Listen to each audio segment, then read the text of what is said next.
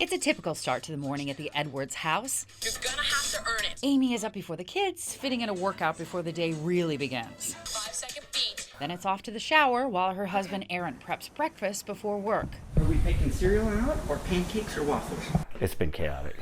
That's an understatement. Parenting two small children through a pandemic is no small feat. Say good morning. I'm Mirabelle. But this is the meal we always try to eat together every breakfast. Because you miss every other part of the day sometimes. Right.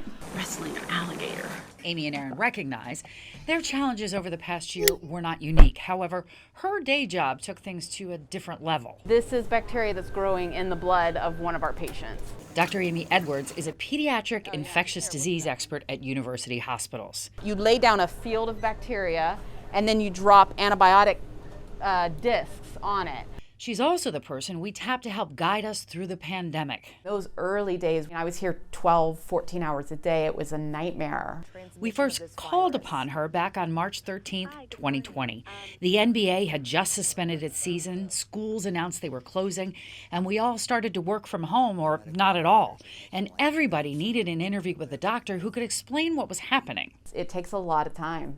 And in the meantime, you have a real job. Yes, I am still a full-time infectious disease doctor in this hospital. The calls came from across the country, sometimes around the world. Rolling Stone magazine. My husband was really impressed.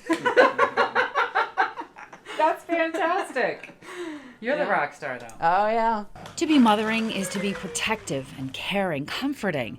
This mother of two has been that to us through the pandemic and credits her mother and mother-in-law for being that to her. There were days when I would leave before my kids would get up and get home after they were already in bed.